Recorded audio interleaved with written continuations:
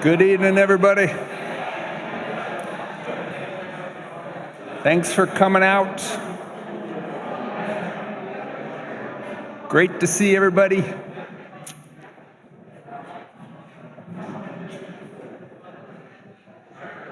Nice to spend time in real time together, to celebrate one another, faculty and staff. A long time coming, a couple years actually. So good to see everybody. My name's Dave Reykel. I am the privileged new chair of this wonderful department. I started in July. Before we get started, we like to recognize the first peoples of this land. There's been people living in this spot for 12,000 years. But I'd like to read the land acknowledgement.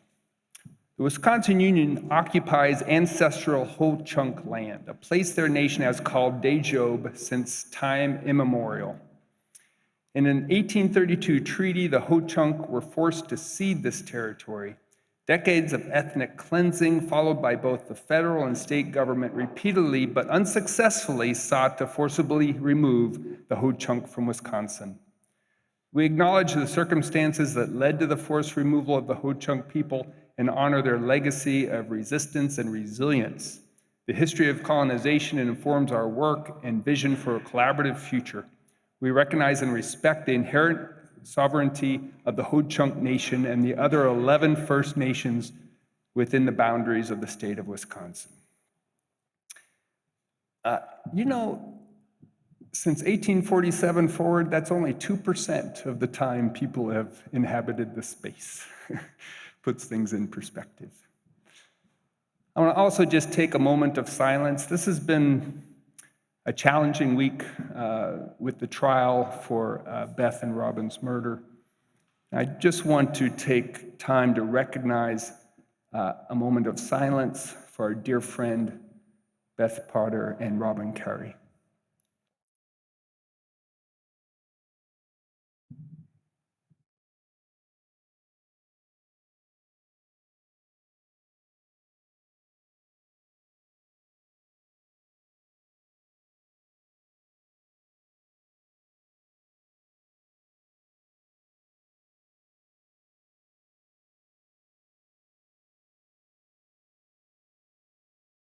Thank you. Although that was such a tragedy, whenever I think of Beth, I think of her beautiful smile and all that energy, that beautiful energy behind that smile. All right. So this is the Renner-Hansen banquet that we do every year. And this department was started by Marc Hansen. And guess who's here tonight? Marc Hansen.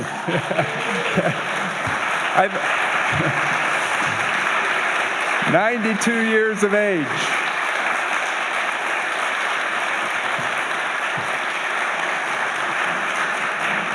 We are here because of you, Marc.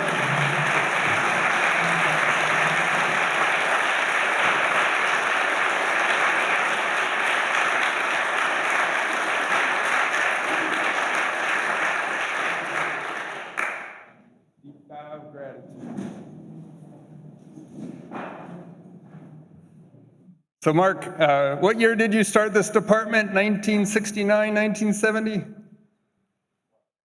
About 10.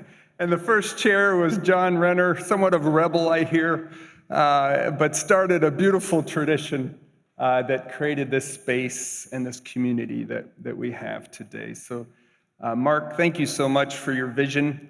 Marc was a pediatrician who's really a family physician who started this before, had that vision to see what the future of healthcare was all about, way back before it was even a name. All right, we wanted to, a lot has happened over the past 2 years where we've had to just spend time on Zoom meetings, and some people have decided to transition, and we wanted to recognize them. And some have already been recognized, and some we will recognize further at our 50th anniversary celebration. It's really 52, but with COVID, we are going to have our 50th anniversary for this department in August. And some of these folks are here, and I might ask that they stand up. And if I miss anybody, please let me know. John Beasley. I know you're here. There he is. Jim Davis. David Deci. Jakob Elias. Are you here, Jakob? We'll keep going. John Fry. I saw John. Where's John? There he is. Now, I know it seems like these people have been here forever, but John actually officially retired, as did Jim and others. They actually officially retired. David Hahn. There he is, David Hahn. Bill Hefner. I saw Bill come in. There he is. Catherine James, like 28 years. There she is. Thank you, Catherine. Christy Legler. Christy. Thank you, Christy. Bill Scheibel, like 40 years, Bill Scheibel. Thank you, Bill. Barb Stransky. Where's Barb? There she is. Good to see you, Barb. Did I miss anybody? All right. Doing pretty good. All right. The Chairs Award. I'm lucky to be able to honor two amazing people this evening for the 2022 Chairs Award. Two people have made this transition for me exceptionally easy. The first is Val Gilchrist. You know, there's that old saying of put the big stones first in your cup and then let the sand drift around. Val brought a couple of her big stones today, and behind any great person is another great person or persons. And I wanted to recognize Bill, her partner, Morgane, who's able to join us tonight, Douglas and Andrew, who are not able to join us. But I imagine that's your energy, Val, those big stones. So I wanted to recognize the people that you have around you, not only at that table, but in the larger sense. Let me tell you a little bit about Val. She has chaired 3 departments of family medicine. The first at Northeast Ohio Medical University. It's interesting, she told me that this occurred after the hired chair never showed up for his first day of work. So Val was willing to step in. She then was named the department chair at Brody School of Medicine in Eastern North Carolina. And then in 2008, she arrived as the chair of our department here at the University of Wisconsin. She was a lot of firsts. She was the first female family medicine chair at all 3 schools. She was the only female chair of all the departments at the first 2 universities, and the only one of 2 female chairs here at the University of Wisconsin at the time. I don't think people often realize, particularly here in Madison, or appreciate the national respect and prominence that many of our faculty have across the country and across the globe. The Marian Bishop Leadership Award is awarded by the Society of Teachers of Family Medicine to key leaders in family medicine that have significantly enhanced the credibility of family medicine through a sustained commitment to the field in academic medicine. Although Marian Bishop was a female pioneer in medicine, one could say that she was just simply a pioneer in medicine. And I think Val resonates with her and some of the accomplishments that she has done in her career. There's no adjective needed. This award started in 1990 and is given to one family physician leader each year. There has been 22 awardees, and it's pretty much the who's who of leadership in family medicine. The only faculty in our department who got this, other than Val, was John Fry, who is here tonight. Val was honored with this award in 2018, which you could say puts her in the top 22 academic leaders in family medicine. This is one of the greatest honors anybody could achieve in our field. There have been many accolades during her 12-year tenure here at UW. I'm particularly grateful for how well she left this department financially. Her management skills have allowed us to continue to invest in our most valuable asset, which is each other. She also spearheaded the strategic intent for adding community health to our name and mission. This started our investment in our community health initiatives, serving our underserved resources and communities throughout the state. She has been a leader sitting on the boards of the Association of Departments of Family Medicine, the Society of Teachers of Family Medicine, NAPCRAG, the North American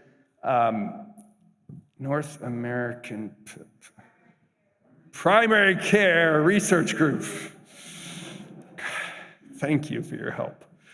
She's also an advisor for the LEADS program. The LEADS program is through the Association of Departments of Family Medicine that is really there to support and sponsor future leaders and department chairs in family medicine. Please join me in recognizing Val's 12 years of leadership that have brought us up to the number 5 ranked department in the country. Val, we're very grateful for you. Please come up and receive your award.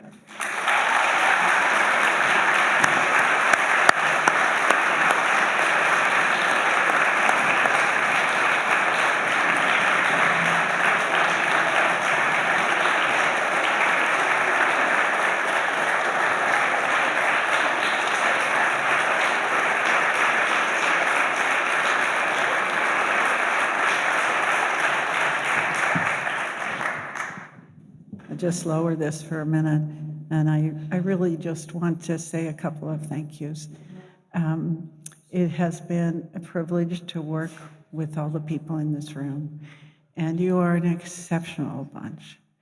I want to say a couple of special thanks. Thanks for the kindness that has been shown me over the years, often when I didn't deserve it. I want to say thanks to my Belleville family, and they have always provided me a home. I want to say thanks to Bill Schwab. Where's Bill? You were absolutely the perfect person to carry this department when I needed to step away. And thanks to Dave, who's going to take this department further and better and brighter across all of our communities. Finally, as you said, Dave, thanks to Bill and Morgan, who could be here with me, for always providing love and a sanctuary for me. And I must say, Barb Stransky deserves credit for that financial picture, too. Thank you.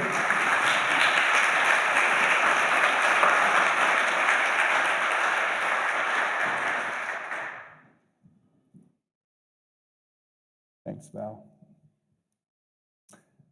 All right, that was a good segue to Bill. Bill Schwab. Big rocks. Bill is the partner of Leslie, father of David and Eliana. When Val stepped down in 2000, Bill stepped up.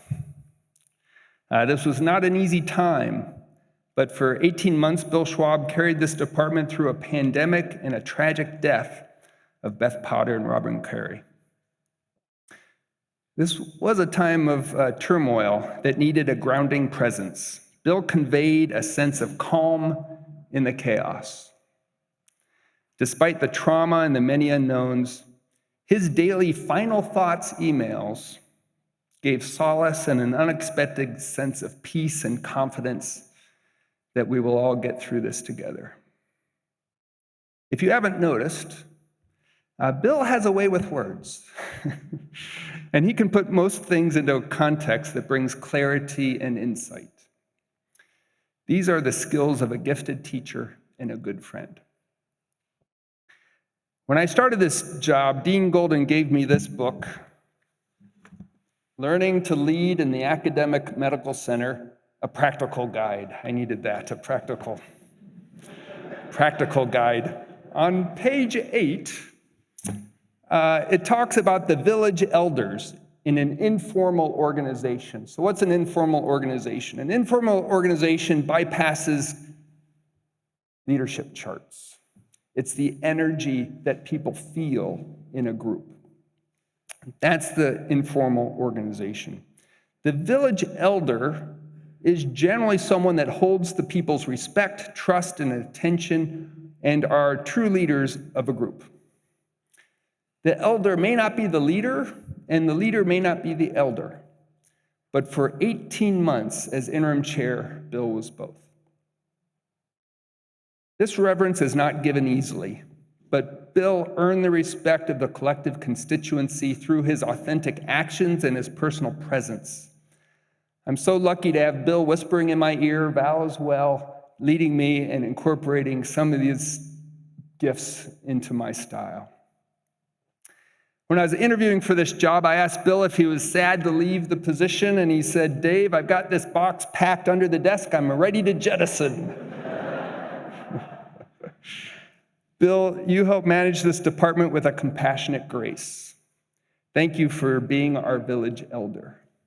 Please welcome Bill Schwab for the Chair's Award.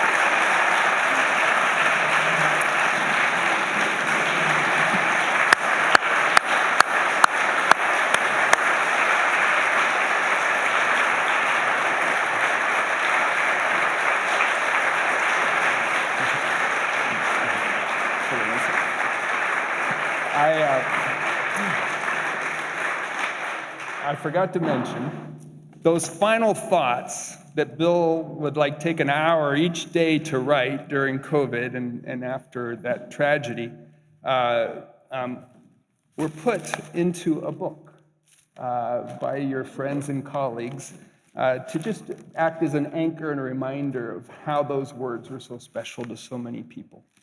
So I want to give you that. Well, thanks for that. That's unexpected and very special. Very special. I want to get through this, so I wrote that.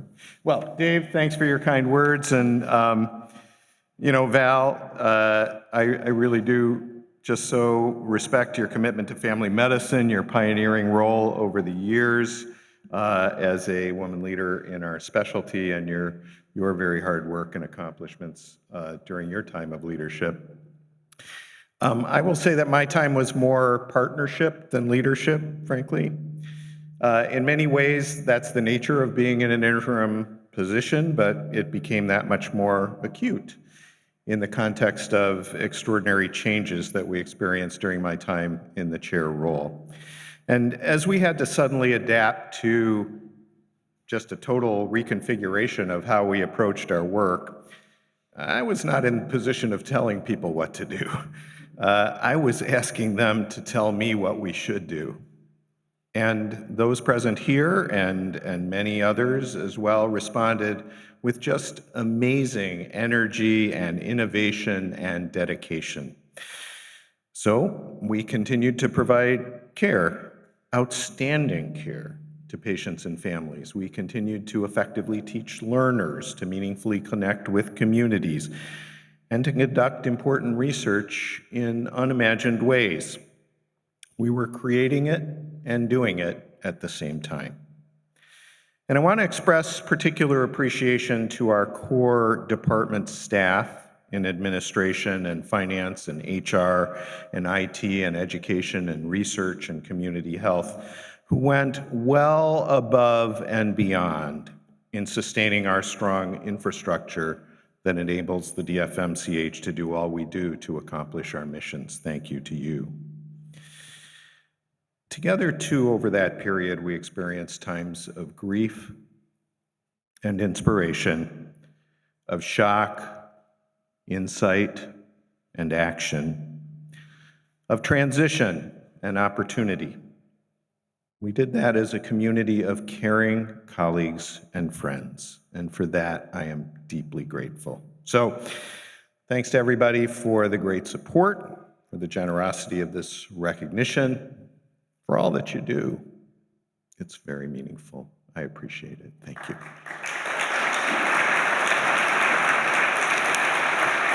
Wow. Thanks, Rick.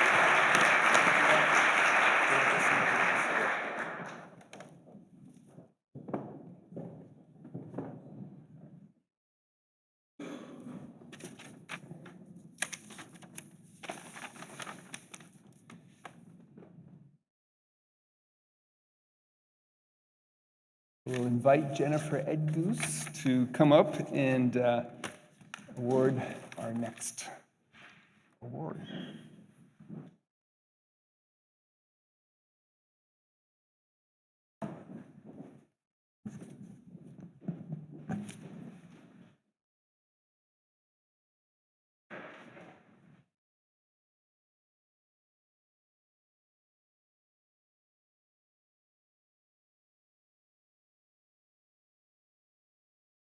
Thank you. So I'm Jennifer Ed Hughes. I'm the Vice Chair of Community Health, Diversity, Equity, and Inclusion, and have the privilege of being the Executive Vice Chair of our department. It is today my great privilege to award the 2022 Renner, Wisconsin IDEA Award to Dr. David Deci. The John H. Renner, Wisconsin IDEA Award recognizes a citizen who has demonstrated an exemplary commitment to family medicine and the health and needs of the people of Wisconsin, as envisioned by the late John Renner. Recipients have demonstrated a long-standing commitment to facilitating provision of care by family physicians, especially in underserved areas of Wisconsin. Dr. Deci is a graduate of the University of Florida College of Medicine and completed his family medicine residency at the University of North Carolina Mountain Area Health Education Center in Asheville. After practicing for 17 years in rural North Carolina and Virginia, he joined the faculty at West Virginia University in 2000, where he served as vice chair and clerkship director and founder of both the Rural Scholars Program and Mushroom, a student-driven multidisciplinary outreach program to unsheltered individuals. He joined the University of Wisconsin Department of Family Medicine in 2009 and served as Director of Medical Student Education with a clinical teaching practice in Belleville until his retirement in July of 2020. He's a recipient of numerous teaching awards and the AAFP's 2018 Award for Distinguished and Meritorious Service to Family Medicine and the Society of Teachers of Family Medicine Master Preceptor Award. Dr. Deci is a former president and chair of the board of the Wisconsin Academy of Family Physicians. He also serves as a founding and current board member of the Street Medicine Institute, an international organization supporting the development and sustainability of community-based medical outreach to unsheltered individuals. He's a volunteer physician with Match One Health, a Madison organization that provides direct health care and social services to persons living on the streets. It should be no surprise that his combined passion for both teaching and caring for the most vulnerable members in our community has inspired countless learners to pursue family medicine and care for the most vulnerable in our communities. Although retired, Dr. Deci remains engaged in both classroom and clinical teaching of medical students with an emphasis on professionalism, community outreach, and advocacy. And I still sometimes find that we are in the same virtual spaces in our mutual commitment to improve health for all people. So without further ado, let us learn from this year's John H. Renner Wisconsin IDEA Award recipient, Dr. David Deci, as he shares with us Lessons from the Margins, A Pathway to Joy.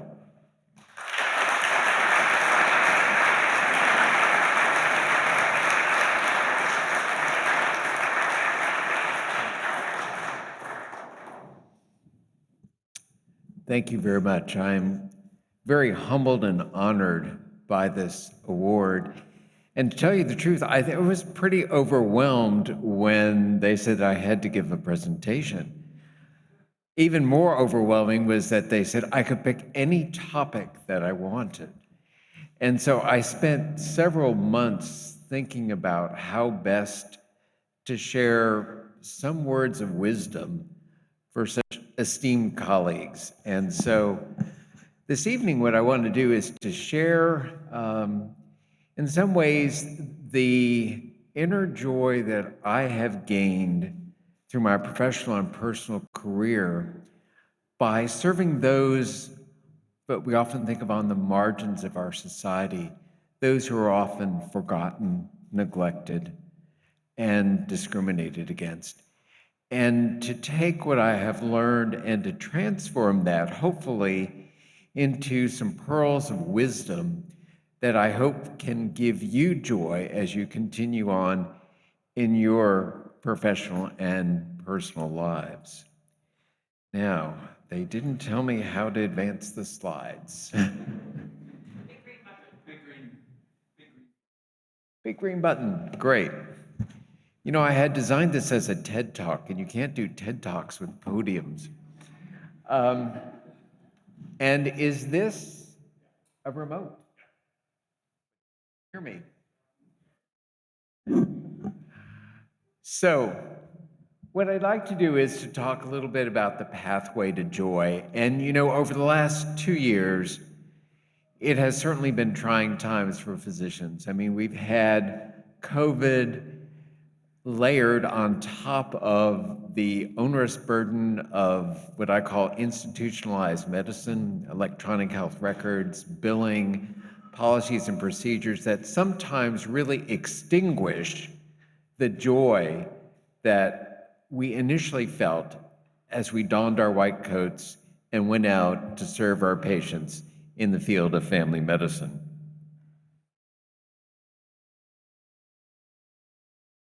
Green button.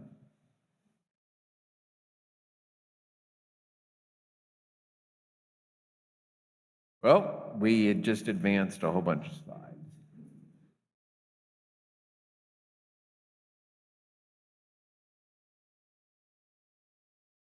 Great. Okay. So I want to start off with a series of lessons that I learned oftentimes the hard way as I began my journey over the last 15 or 20 years in medicine. And one of the first lessons that I learned was that sometimes the push for growth comes from unexpected places. And if you're like me, you often think of kind of the learning structure as being from top down. But one of the things that I took to heart and learned was that oftentimes some of the most important lessons that we learn come from others that we didn't even recognize could be our greatest teachers. There's got to be a trick to this.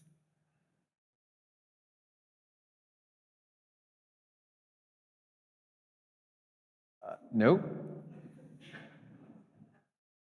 Maybe I should do this backwards. So lesson 2 is be willing to go beyond your comfort zone. And the story that I have to share with you occurred in a very notable year, 2005. And I was at West Virginia University where I was serving in the role of clerkship director, but also faculty advisor to our family medicine interest group. And it was late February, we had just had spring break, the weather was miserable, and I had a student come into my office after spring break, a first-year student, and I knew he had to be bored, had been bored over his holiday break because he said, you know, I was sitting at home channel surfing and I landed on a PBS documentary, and I actually watched it. And you know something? It was about this doctor in Pittsburgh who puts on a backpack and goes out and takes care for people living on the streets. And the student said to me, he said, you know, Dr. Deci, I think we should do something like that here in Morgantown. And fortunately, by that time, I had developed enough frontal lobe integrity that I didn't say what I was thinking. But what I was thinking was, I don't know anything about people experiencing homelessness, and I don't think I want to. And like any good faculty member, I had taken those courses and learned by now that when you are faced with something like this, you turn it back on the learner and say, well, that's quite interesting. Why don't you find out more about that? Thinking that he would not come back.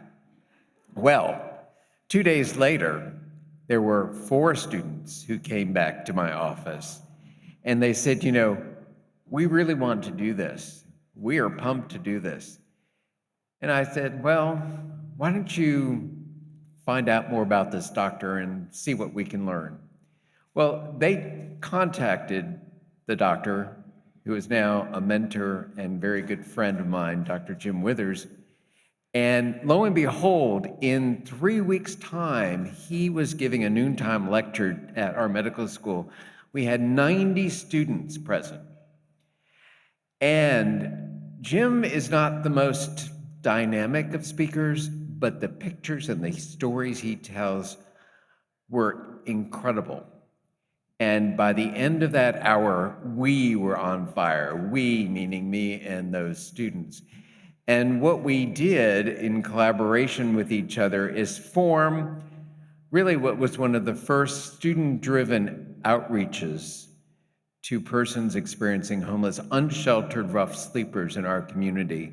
And we named that Mushroom, which, as you heard before, is the Morgantown outreach to unsheltered homeless. And it was a transdisciplinary, student-driven organization that ended up doing amazing things and serving as a model of care. Right now, we have over 50 student-driven organizations at other medical schools around the country, going out on the streets and serving our brothers and sisters who are in need. So lesson 3, all is not what it seems to be. And so Dr. Withers came and we started thinking about how we would do this, and Dr. Withers offered to have me and my student leaders drive up to Pittsburgh and do some on-the-street training. And I have to credit this gentleman here. This is the first person experiencing homelessness that I think I ever truly met. And we're standing on the Roberto Clemente Bridge overlooking Three Rivers Stadium. This is in May of 2005. And we encounter this gentleman, obviously pretty scruffy looking, and he's reciting English poetry. And you know, that just kind of blew my perception of what a person experiencing homelessness would be. And in talking to him further, understood that he had been a professor of English literature at the University of Pittsburgh. But like many of us, addictive disorders interfered with his life. He fell victim to alcoholism. He lost his job at the university. He lost his family. He lost his home and was living on the streets. And for me, that taught me an important lesson, that we have to go beyond our preconceptions, our stereotypes, our biases. We have to really individualize and get to know the people that we encounter.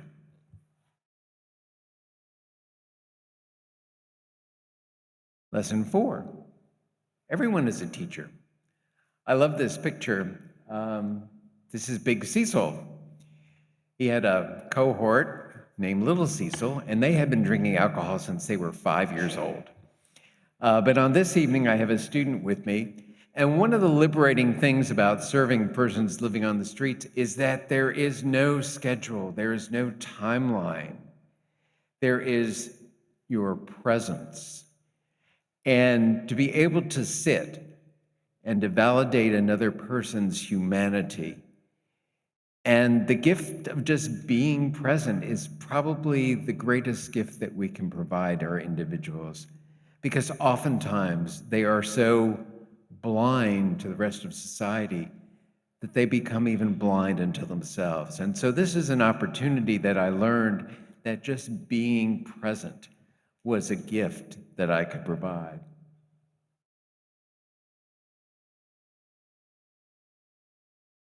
The other thing that I learned too is that it's not about me. We are called to service, and that service takes time and energy and sometimes breaks our hearts. But it's the divine calling that we've received as physicians and caretakers, and we need to keep that upmost in our mind, even if the conditions are brutal and the times are inconvenient. I also learned that it takes a village, or at least a lot of other people, to help do the work that we do. I shudder when I look back at these pictures because there are way too many people there trying to really talk with someone who may already be experiencing trauma and micro-trauma from being on the streets. But nonetheless, we have 2 or 3 individuals there who are engaging with our student team and assessing issues relating to basic needs like socks and water and other things such as medical care, things that we could triage and in some ways simply treat. Our teams were multidisciplinary, which meant that we had social workers and we had nurses, we had physical therapists, all of them putting their talents together to provide supportive care to people who otherwise wouldn't have access. The other thing that I learned is that the world is full of really amazing people. This room is filled with amazing people. But I am so humbled by the people that I've met. And this is a picture of Jim Withers, who I mentioned as, we kind of think of him as the founder of street medicine. And this was taken in Morgantown. This is a huge storm drain where our friends would be kind of seeking shelter in bad weather. And I've just been so inspired by Jim's presence and his teaching and his love for patients that I think needs to be emulated more. So we started making our rounds. So the students saw me late February. We did on-the-street training in May. And by mid-June, we were actually going out on the streets, taking care of patients. And it caught on like wildfire. This was very popular among students. I will admit, not popular among faculty. I had real troubles recruiting anybody to help me with this. But it garnered a lot of attention, and to be honest, received an overwhelming number of awards and recognitions in very short order. It was almost embarrassing how successful we were. And I was thinking, gosh, I've done something great here. Well, you need a dose of humble pie sometimes, because I thought, I'm going around real well here. And this occurs on Labor Day in 2005, and other than being a physician and wanting to be a number of other things, I wanted to be a meteorologist. And this, by the way, is the most beautiful picture, satellite photograph of Hurricane Katrina. And many of you may remember it devastated New Orleans. And little did I know that in very short order, through the efforts of the governor and the decree of the dean and the finger pointing of my chair, I became responsible immediately for 350 people experiencing homelessness from New Orleans. And so all of a sudden, I had an overwhelming responsibility to try and organize and provide care for people who were very traumatized and absolutely disrupted and uprooted from their home environments. I still physically get a response when I think about Hurricane Katrina, because that was probably the first time that I began to understand structural racism, environmental racism, social injustice. I don't know if you recall this, but obviously the city of New Orleans was battered by the winds, but the devastation occurred when the levees failed, and they tended to fail in the neighborhoods that were the poorest socioeconomically. The lower Ninth Ward, one example. And honestly, those people were abandoned. You know, I learned that we can deploy Delta forces anywhere in the world in 18 hours, and it took more than 4 days to even drop water down to the convention center where thousands of people had taken refuge. And that was the setting under which I then became responsible for the care of 350 individuals who were invited to West Virginia on the invitation of our governor to have a safe place to try and reconstitute their lives. And I learned that people live lives of quiet desperation, and if you sit and listen to their stories, they can be incredibly inspiring. This is Dolly Robinson, and I met her on day 2, and we were standing in line at the mess hall to get lunch, and I was trying to make small talk, and she seemed kind of down, and I started off by saying, oh, here I am, Dave Deci, and, what kind of work were you doing in New Orleans? And she says, oh, I worked at food services at the hospital. And here's that immediate prejudice coming in, racism, thinking, oh, she probably pushed the carts around and delivered the food. She was the director of dietary services for Memorial Hospital. And Hurricane Katrina hit on Sunday evening. On Sunday morning, she was told by the hospital administrator to have all of her crew there and to be prepared to spend the night. And she mustered everybody. They started preparing meals.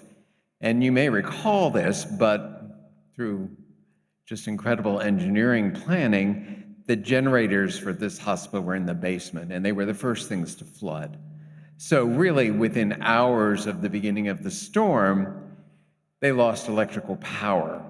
And she can recall the painful process of having patients manually bagged, the ones who had been on ventilators, and having to sustain their lives by ambu bagging. But she also remembers the difficulty in caring for patients that were in the intensive care unit, in the neonatal care unit, and they were doing all of this, with flashlights, an environment that was getting increasingly hot and humid all the times that the storm was raging. There was no communications with the outside world, despite several attempts, and it wasn't until Wednesday that contact was made and the Army National Guard participated in evacuating the patients from that hospital, and by that time, nearly 30 individuals had died. The important thing to note is that the Lindy Bog Hospital, which was in the upper class section of town, had been immediately evacuated. So they took the patients by helicopter on Wednesday, and they were told that they were coming back for the staff. Thursday evening, they didn't come back. And so Dolly, along with her other comrades, colleagues, decided they would just have to be resourceful and resilient and go it on their own. And they waited for almost a mile in chest-deep water before some kind Samaritans with boats took them to the convention center. where she said it was absolute hell on earth. All the stories that you saw in the news media were true and worse.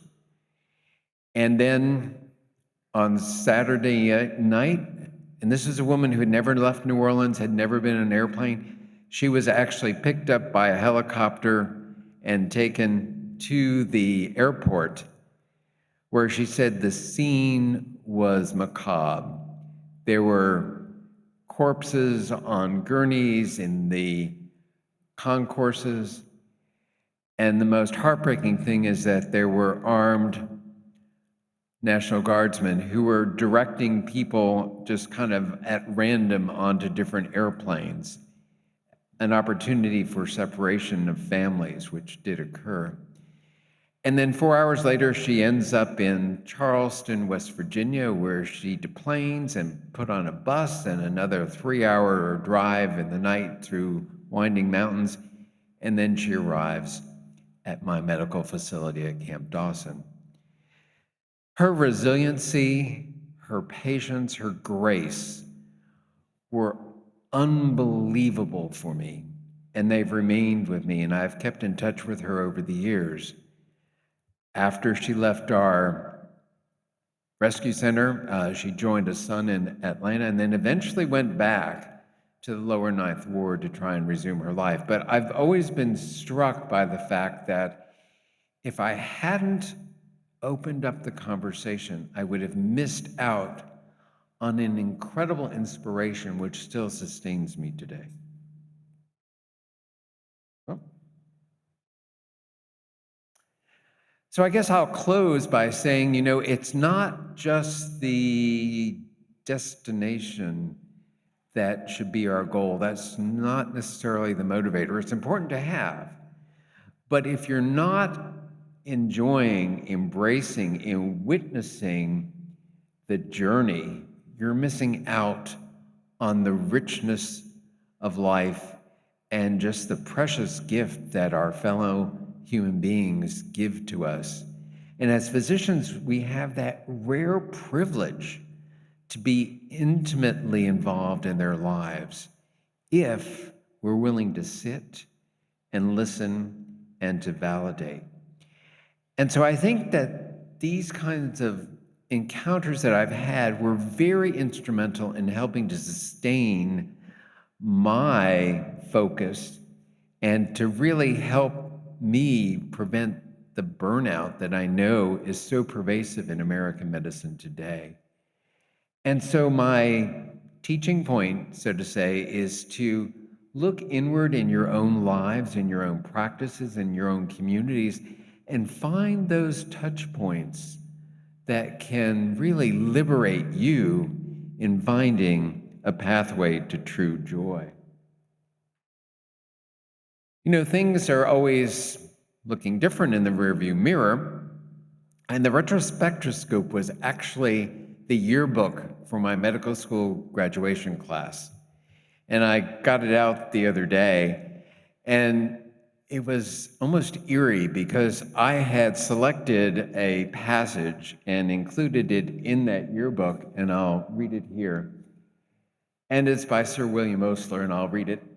And happy lives shall be yours, because busy and useful, having been initiated into the great secret, that happiness lies in the adoption into some vocation which satisfies the soul, that we are here to add what we can, not to get what we can from life. And now for your entertaining pleasure, a blast from the past. And I was really amazed to see how much hair I had back then. So with that, thank you very much for the privilege of speaking to you tonight.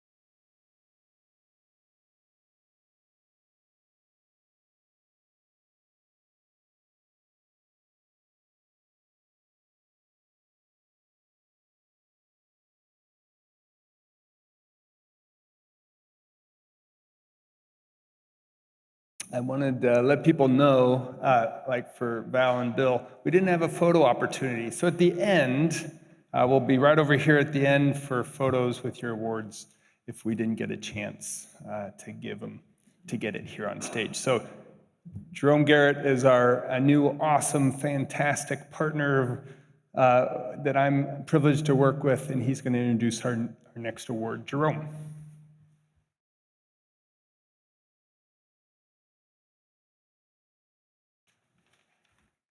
Thank you, Dave, and thank you, Dr. Deci, for what's such a wonderful talk. It's very inspirational. Thank you for sharing your story. Really inspired, and again, just thank you. So, the Robert Dreckenberg was a longstanding department administrator that was responsible for leading the Department of Family Medicine and Community Health through very successful years. This award honors his legacy and recognizes and honors staff who exemplify his work through excellent performance and service to the missions of our department. Nominees and recipients of this award exemplify initiative, enthusiasm, collaboration, and commitment to our core values and missions of education, research, clinical care, and community health. All of our staff do an extraordinary job and great work in lifting up the legacy of this award. We are extremely grateful for the amazing teams we have, that their everyday efforts to uphold and deliver on those collective missions. This year's recipient demonstrates positive enthusiasm with everyone he interacts with. He doesn't just take care of the financial and compliance issues, he really sees the big picture and strives to keep us all on track. Please join me in congratulating Randy Baldwin for the 2022 Robert Dreckenberg Staff Excellence Award.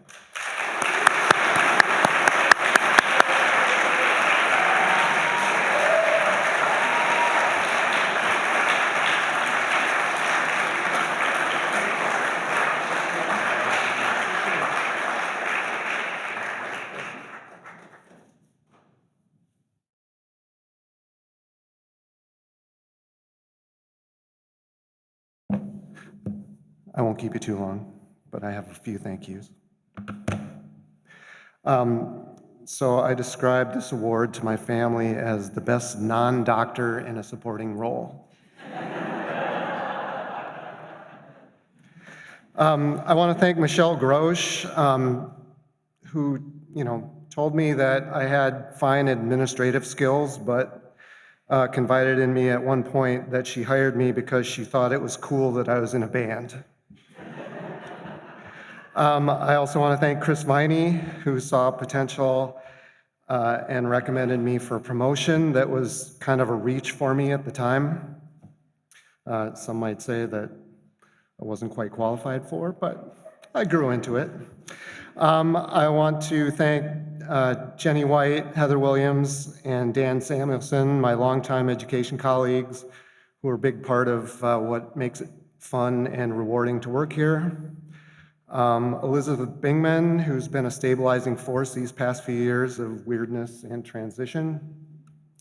And especially thanks to Bill Schwab, who we've recognized already, but his endless positivity, wisdom, and calm, steady leadership have been a big part of my experience at the department. And it's always great to work with smart people who see the value in thinking outside the box. So thanks very much.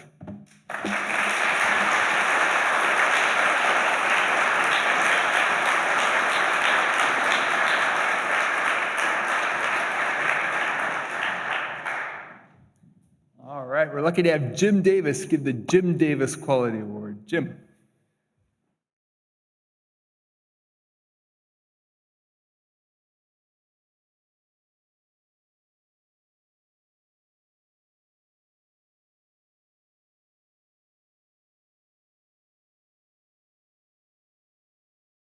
Hi, I'm Jim Davis. I was told I have to start out by introducing myself, so while I'm doing that, could I ask if there are any members of the Belleville Clinic that they could come to the stage? Is Jennifer Lochner here? Great. While she's coming here, I thought I'd introduce myself. I'm Jim Davis. I'm a PG 47. Been around for a while. I actually came to Madison by pure luck. In 1974, I interviewed for the residency out here, and people didn't like me at the time. I wasn't from Wisconsin, and they really wanted Wisconsin residents to take the positions in the residency. They were hoping that all the doctors would stay in the state.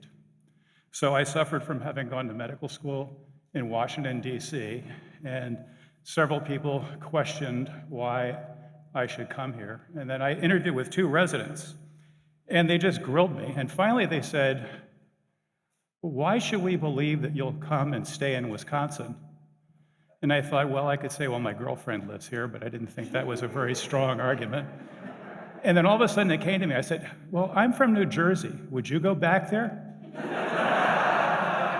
And the 2 residents looked at each other and said, that's the best answer we've ever gotten. You're in. So it was pure luck. Jim Davis Quality Improvement Award is really predicated on the idea that all family medicine clinics should deliver high quality and cost-effective care.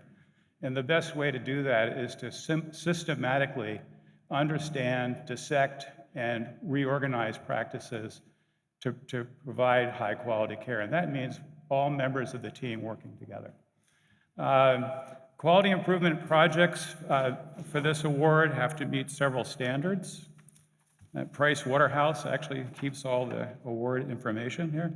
And it's dedicated to a scoring system that's based on how well the applicants use QI methods. If there is evidence that there is a team-oriented concept in the way that the project is implemented, and the importance of the topic to the organization, as well as team growth and legacy. And by legacy, meaning sustainability or durability of the project. The project this year from the Belleville Clinic is actually a really interesting project. I actually called the clinic today and talked to several people to get a better sense of where the project is now. But the project took on a life of its own just before COVID. And the issue that came up in the clinic was that there weren't advanced directives on file for patients at Belleville Clinic, that the rate of advanced directive completion was really quite low, which is not surprising for most of us in practice, because it's sort of done hit or miss. And what the clinic staff put together was feeling that future medical care and end-of-life care ought to be well documented and ought to be systematically part of everyone's chart, which I think is a great and noble position to have.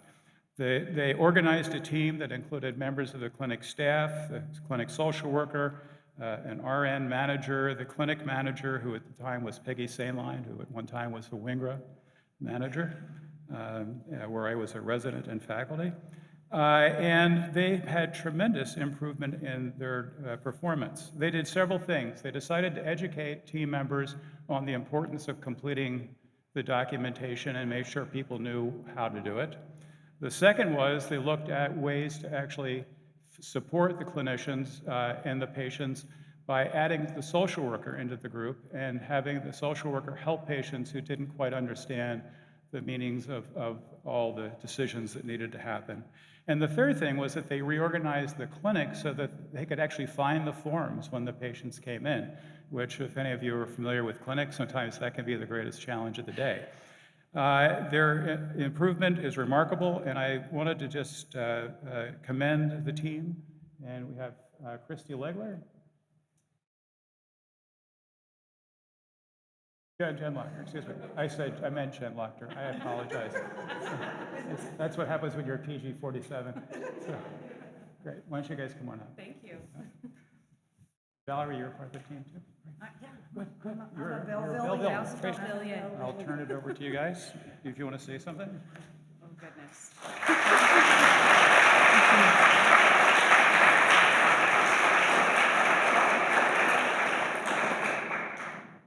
This is not my award. This is our team's award, but Belleville is not super close, and my staff couldn't make it, apparently. I thought maybe 2 people were coming, but I don't see them. So thank you for the honor of this award. It really is a team effort. Thank you.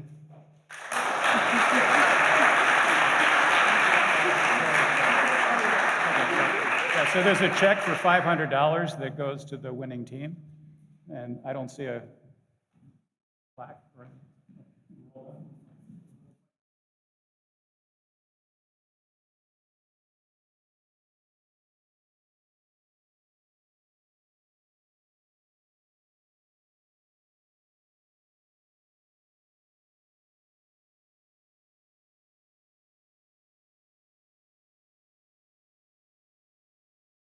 I'm Sandy Kamnitz, the Clinical Vice Chair for the Department of Family Medicine, and I am presenting the award to Mary Thompson for the Richard Roberts Award for Clinical Excellence.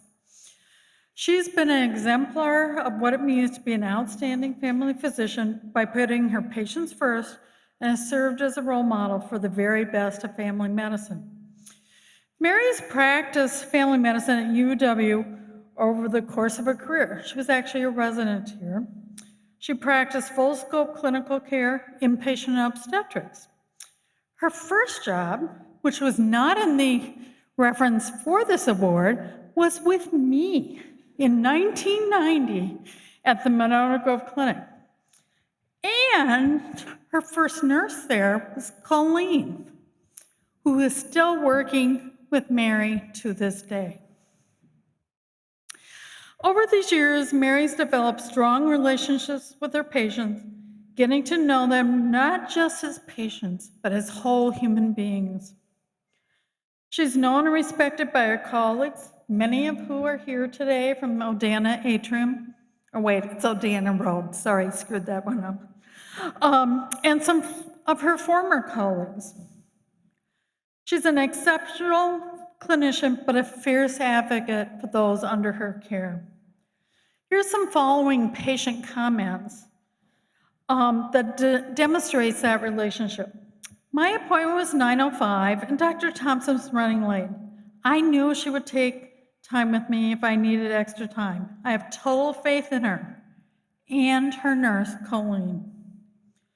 She's excellent too. It was good to see Dr. Thompson and her nurse, Colleen, in person, the time they spent with me and their concern about my health issues. I thanked them for my service and gave them a hug before I left. I think that was pre-COVID. If it was during COVID, I get it, Mary. I've been a patient of Dr. Thompson for many years. Again, note the comments about our nurse, Colleen. This is not an isolated comment or two, but a very large percentage of her comments, her patients mention Colleen. This highlights Mary is not only an exceptional physician, but she respects and engages her team in the care of her patients in full and meaningful ways. Come on up, Mary, to receive your award.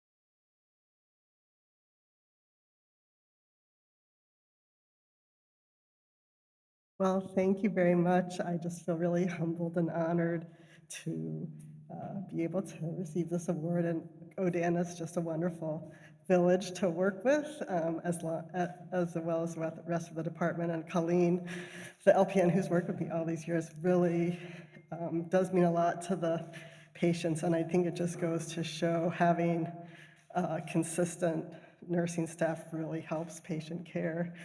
And I was fortunate to job share with Catherine James for many, many years, and that really put our practice in sync, especially with our OB patients, and my wonderful husband who supported me along the way. So thank you very much.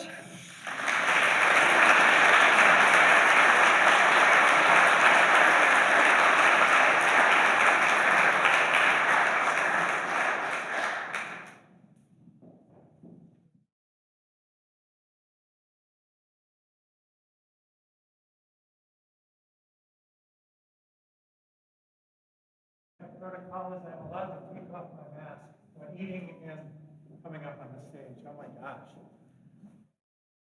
So many of you. Such good people. I'm Bruce Barrett. I'm the Vice Chair for Research for this department, and it is my honor today to give the William Shekler Award for Research in 2 categories for 2 recipients. I will reverse my order. We give out a research paper award to both a faculty member and to a learner, typically a resident, a fellow, or a student. We have a committee that looks at all the submissions. We ask everybody for all the submissions, and then we review them critically, independently, and come up with scores and then talk it through. So it is my great honor to welcome Edmund Ramley to the stage to receive the Bill Shekler Award. Bill, if you didn't know him, was an internist who came to the Department of Family Medicine because he was really of like mind with similar values and served many years in our department and was head of research in the fellowship when I came down after finishing residency in Eau Claire.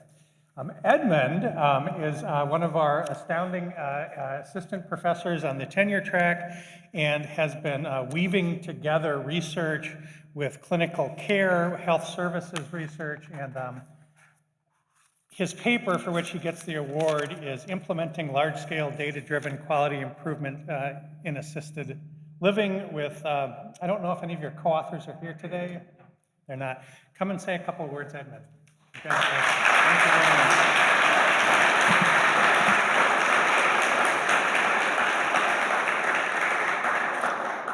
Thank you very much, Bruce, and thank you to the committee for giving me the opportunity to reflect on this paper, which really has been a culmination of 12 years of work. And as I was thinking about the work that we did with the Wisconsin Coalition for Collaborative Excellence in Assisted Living, partnering with public-private stakeholders over these 12 years, meeting with an advisory group every month for 12 years, to conduct participatory co-design of how can we engage. Now we have over 500 assisted living communities in the state of Wisconsin participating on a quarterly and annual basis in this large-scale data-driven quality improvement initiative, and coming together and developing these approaches together and implementing them on a large scale, and having the opportunity with this paper to really do the first implementation study in the nation of this kind of work has been a privilege. And I want to recognize my co-authors and collaborators on that work, David Zimmerman, Susan Nordman Oliveira, who I found out her father was a friend of Bill Shekler's, and Jay Ford, as well as my amazing PhD student, Reed Parks.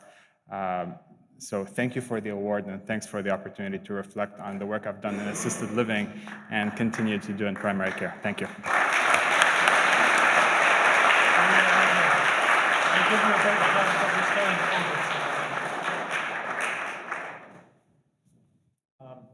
We are so lucky to have Dr. Ramley with us. He will be here doing good work after I have retired, I expect, long into the future. Our next recipient is a medical student who was mentored by our John Tempte, who I believe is here somewhere, or was anyway, and Elizabeth Petty, one of our deans here at the school. The paper is entitled, and this is very apropos both for our new DEI focus, not new, but old and reinvigorated, and the last couple of years of the pandemic. Combating anti-vaccination misinformation, improving immunization rates of Black African American children at UW Health. The award goes to Sharon Rosnardi, medical student.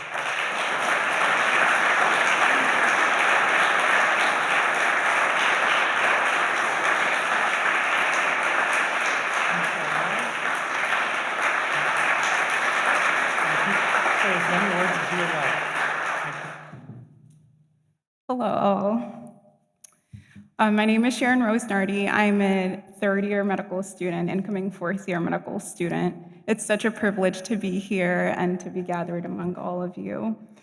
Thank you for recognizing the importance of my work combating anti-vaccination misinformation, especially in the era of COVID, in the Black and African American community, and for understanding the importance of building trust with these communities as one of the methods moving forward in how to combat anti-vaccination misinformation.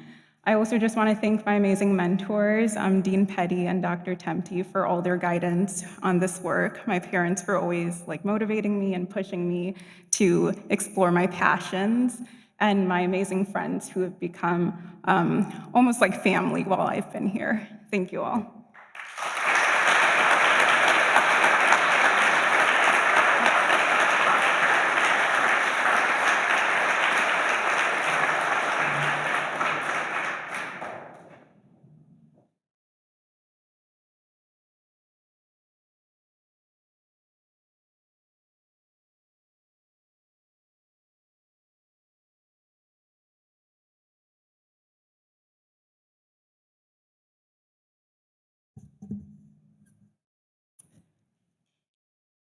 The Marc Hansen, MD Lectureship Award recognizes the substantial contribution to the education of residents and medical students. Established in 1993, the Lectureship honors the contributions of Dr. Marc Hansen, the founder of our department's residency program, one of the first in the nation and an important voice in the development of primary care. This year, I'm pleased to recognize Dr. Sarah James for this award. Dr. James is the Director of Osteopathic Education for Department of Family Medicine and Community Health, as well as 4 other programs across the state, and serves nationally as the Vice Chair of the ACGME Osteopathic Principles Committee. She completed her osteopathic medical education at Des Moines University and her family medicine residency at Columbia St. Mary's in Milwaukee, with an additional year of training in neuromuscular medicine and osteopathic manipulation medicine at the University of North Texas Health Science Center, Texas College of Osteopathic Medicine in Fort Worth. Not only has she improved osteopathic resident education regionally, but she has developed a longitudinal course called OMT for the MD, instructing allopathic physicians in osteopathic practice and principles, which was featured in the DO, an online publication of the American Osteopathic Association. Moreover, she has developed an osteopathic manipulation treatment curriculum and tool for preceptors that is currently being used by more than 20 programs around the country. Dr. James's contribution as an educator make her an obvious choice for the Dr. Marc Hansen Lectureship Award. Please join me in congratulating Dr. Sarah James.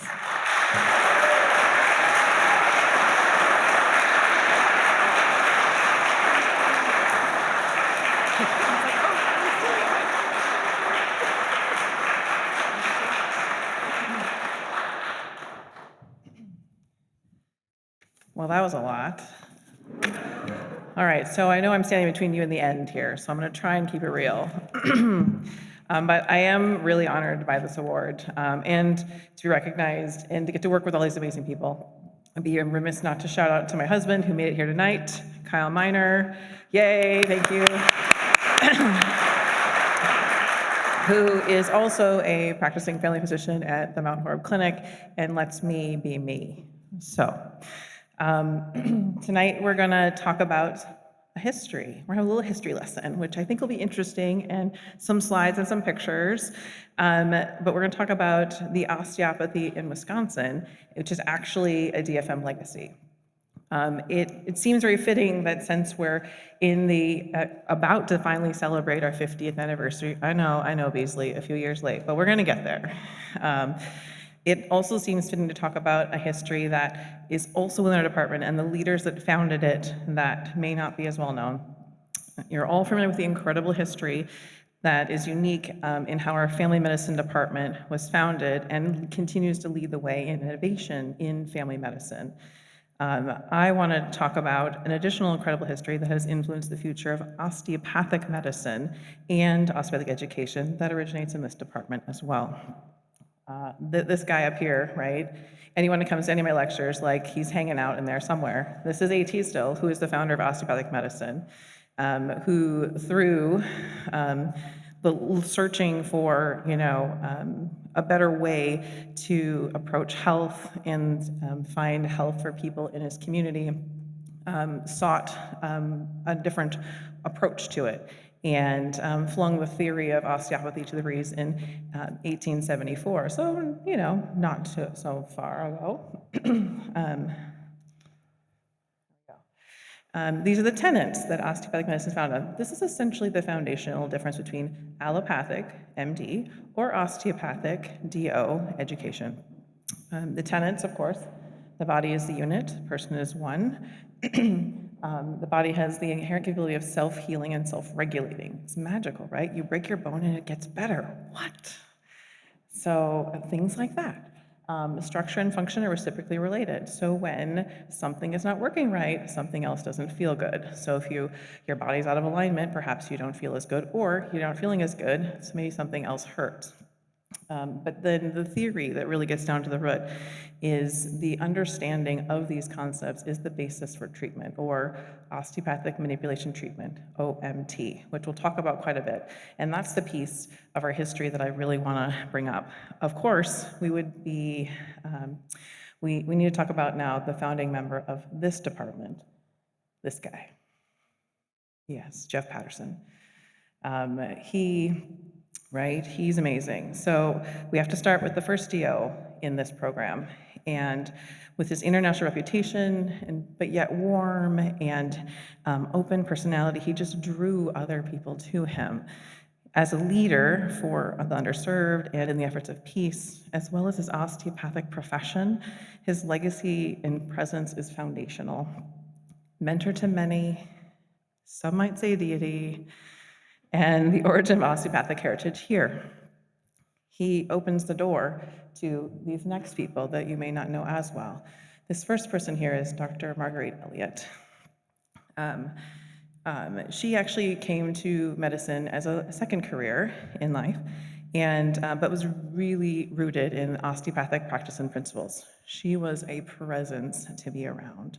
She actually served as a mentor to me in the few years that I was bouncing between undergrad and medical school future, because that's when I found osteopathic medicine, actually. It was like, this is what I want to do.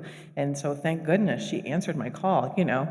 2003, the internet's not great for finding phone numbers yet. So, I used a phone book.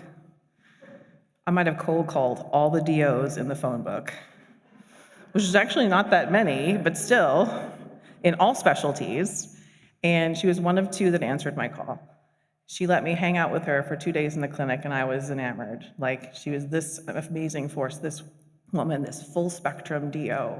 And she sat me down after the second day, and she's like, you don't have to keep coming. I was like, oh, I'm sorry, am I bothering you? She's like, no, I'm gonna write you your letter. It's fine, because to get into DO school, you have to have a letter from a DO. And she's like, you're gonna get in, but do you really wanna do this? And I sat back in my chair, and I was like, yeah. I've been working for 5 years doing research and other things, and I've never wanted anything more than this.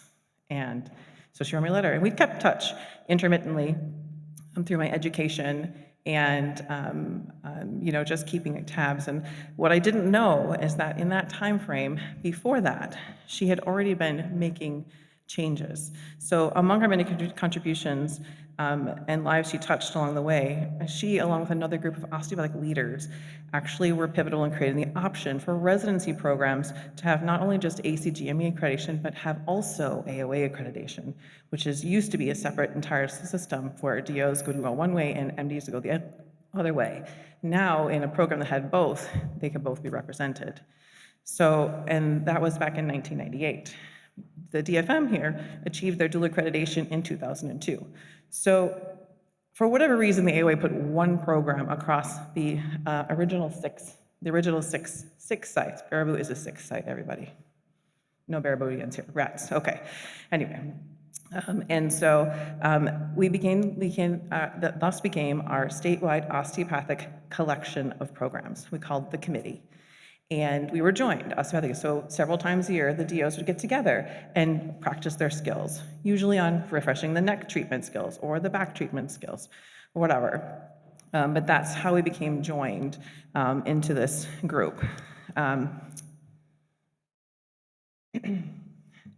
Enter next is Brian Early for a short period of time, who helped support and was pivotal in localizing these programs. So before these conferences would go around, all the DOs would move around from different places, and they sort of localized it to the Baraboo area. Because you can see we had people from upstate and across state and downstate, so it made sort of a unified place. Dr. Early also recruited me to come work here, because he heard that I wanted to be an osteopathic program director someday. I thought that was crazy. He and, along with Dr. Patterson and also Dr. Elliott, also recruited Dr. Hollis King. If you don't know who Dr. Hollis King is, let me just tell you briefly. He is one of the pillars of osteopathic medicine now. He is humongous into research and osteopathic research, which is really hard to do. Can you imagine trying to figure out how to tell for sure if it worked on somebody when you're touching people? That's what osteopathic treatment is. And so he has done loads and loads of research in that. So he came here because he wanted to do research here. He heard good things about UW and the research they do here, and so he wanted to come here and do that. So he came.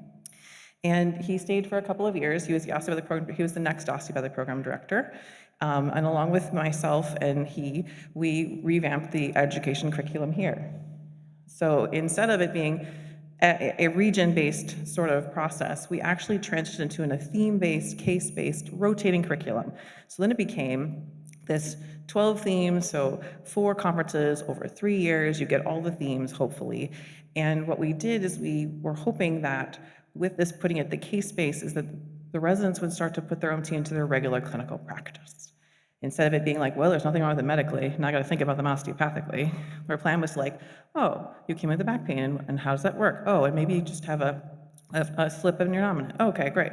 And they work through all of that, and then they were treated. What we found in our surveys that went out the first year we instated it was that 100% of the residents that returned the surveys were using their OMT.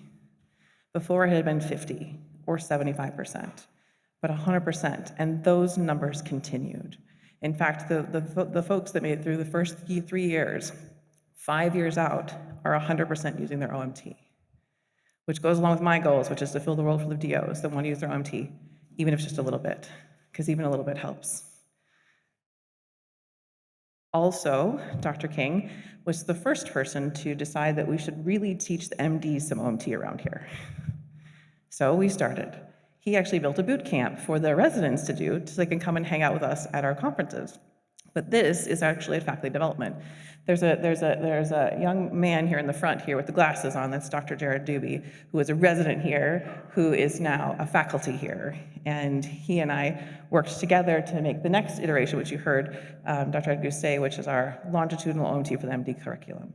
This is a 8-module curriculum that's both got presentations and handouts and is ready to go. And it's been cultivated and curated by a numerous DO residents with their beautiful brains, and now is completely run by the residents.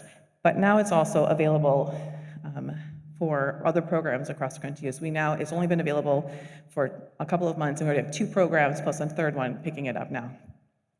This is actually the poster that our residents put out last year for STFM that was picked for a podium presentation. And the highlights of this same longitudinal curriculum is that almost half of the MD residents in our residency program sign up for this curriculum. Only a couple complete it. It's a lot of work. But they all say that they are grateful for the experience because their musculoskeletal diagnostic set is way better than it used to be. Lastly, as far as our leaders go, along with myself and Dr. Roberto, unfortunately, Dr. Hollis King had to escape back to the warm weather of San Diego. I know, right?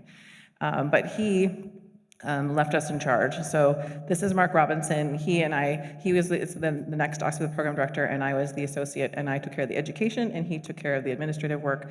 But he was the one that actually read about when the AOA became a member of the ACG. So now there's no longer 2 accrediting bodies for us for residencies anymore. Now there's 1.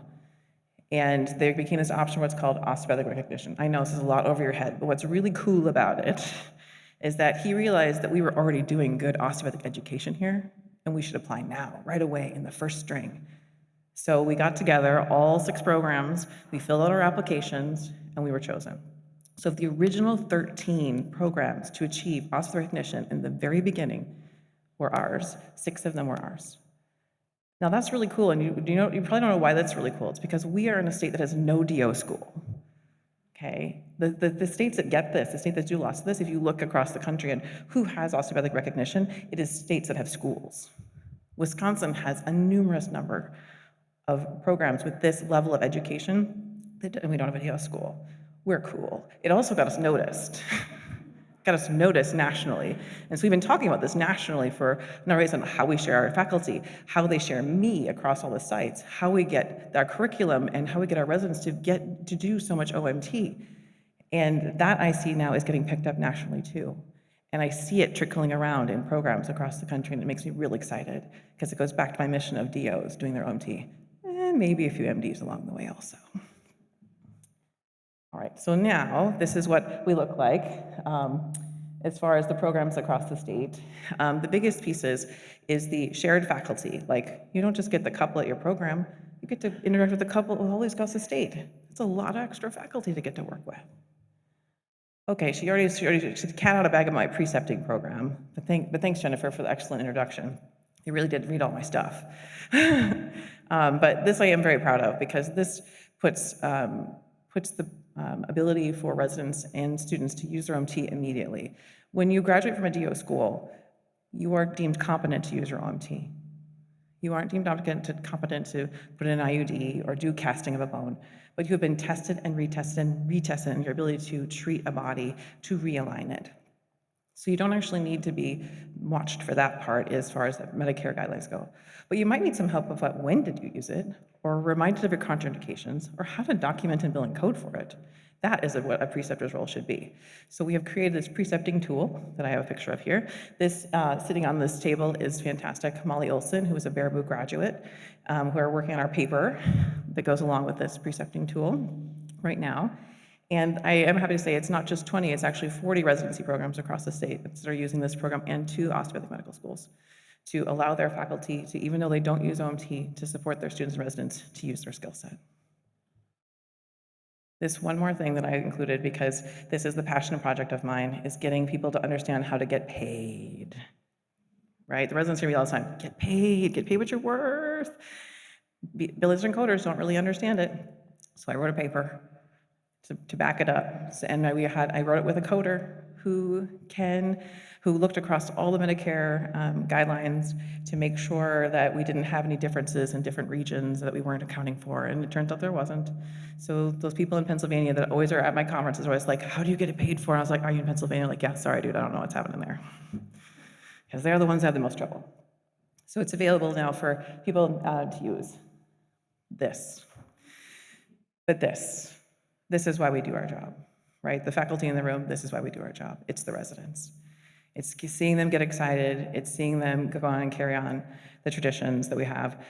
This is actually a snapshot from the ACOFP, the American College of Osteopathic Family Physicians annual report. I was randomly flipping through it at the conference, and lo and behold, here's a picture of our fantastic Ellie Wolf. I was like, what's happening here? So this was a survey that was put out by the resident council there.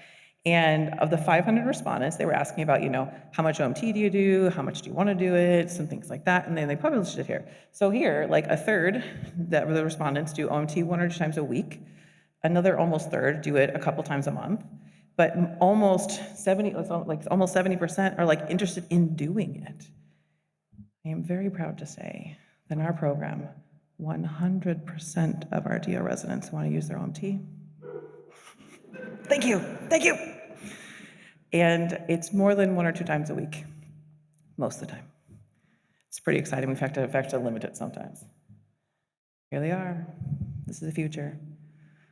Our residents go on and do some pretty cool things. Like they go on and do an NMM residencies, or they do integrative medicine fellowships or palliative care fellowships. They're now program directors and medical directors, and doing amazing things. But didn't go. There it goes. See, this is my heart and soul, y'all. It's truly been my honor to carry on this legacy and take it deeper and deeper and make it better and better, because we really have something great here. I didn't tell you in the beginning, but I meant to, because I got off my game. Sorry, I've been real nervous all day. But I actually intended to revisit the tenets and talk to you about how I feel like the department fits the tenets in its own right. So I have to turn and read this slide because I thought I was going to have one in front of me, so I will turn it and read it to you also. These are the tenets as I feel that they pair with osteopathic tenets for the department. The DFM is one unit in body, mind, and spirit. Truer words have not been spoken because we all breathe the improvements and innovation in family medicine and osteopathic medicine. Resilience and self-healing in the time of a pandemic and sudden institution changes. Absolutely, every time. So there is our self-healing. Structure and function are reciprocally related. We are a well-oiled machine, and I am sure that you can think through where that fits in your life in this department, where structure and function are reciprocally related.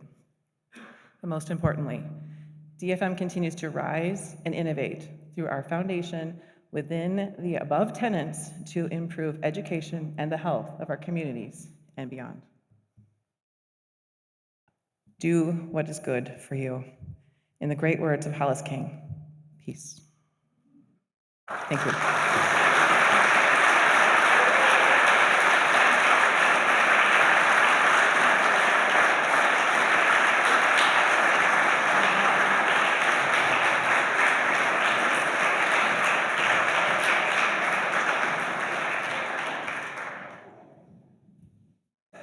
All right.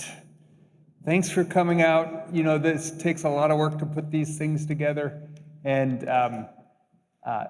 Sue McGuire, Stacy Lansing, a big thank you and a bow of gratitude to you. Sue's back there, Stacy's over there. Thanks for coming out. Thanks for Marc for being here with us. Again, happy 92nd birthday. Congratulations to all the award winners, and we've got a lot of good work to keep doing. Have a good evening. Get your picture taken if you didn't get a chance over here. Thanks for coming.